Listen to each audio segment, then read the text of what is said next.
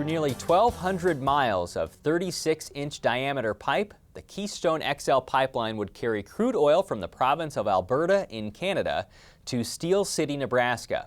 Before linking up near the Kansas border, it would also cut through Montana and South Dakota.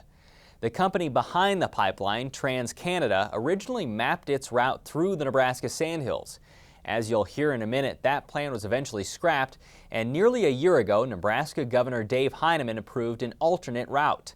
His authority to give the green light was the subject of a district court case, and last week, an appeal ruling from the Nebraska Supreme Court that narrowly sustained the 2012 oil pipeline statute. But it's likely not over yet. Thursday morning, we talked with Nebraska Extension water and ag law specialist Dave Aiken about the future and controversy of the Keystone XL Pipeline.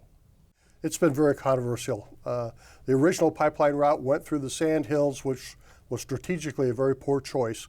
After a lot of hassle, they came up with a new route that largely avoids the Sandhills that was approved by Governor Heineman in January 2013, and so the new route is a much better route. Not only the Keystone XL Pipeline, but condemnation, TransCanada being able to take the land, that's also been very controversial. That's right. To build this pipeline, they're going to have to condemn, it's inconceivable that they won't have to condemn significant amounts of right-of-way in order to build a pipeline.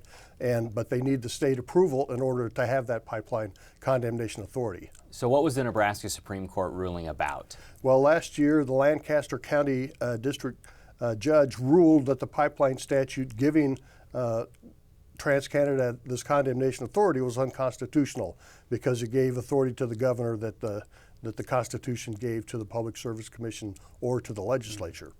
And so that meant that when that happened, they lost their condemnation authority. But they appeal. What happens on appeal? Well, on appeal, the Nebraska Supreme Court voted 4-3 to follow the same ruling as the district court judge.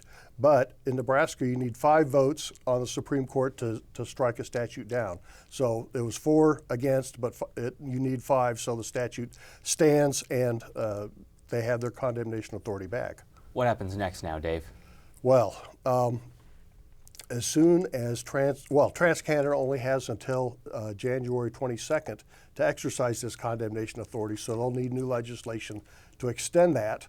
And that hasn't been introduced yet in the legislature. But as soon as they condemn property for somebody who's against it, then they'll go back in court and we'll start this court thing all over again. So the pipeline fight is not over in Nebraska? No.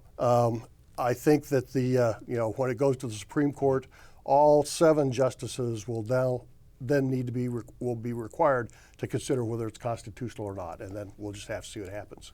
So you think it's likely that a new lawsuit would come out challenging the pipeline law? What would that mean?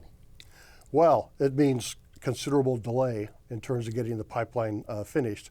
And if TransCanada wanted to speed things up a little bit, they could go ahead and file their revised application with the Public Service Commission to get their approval and just say we're going to try to, we're not going to worry about whether this is constitutional or not.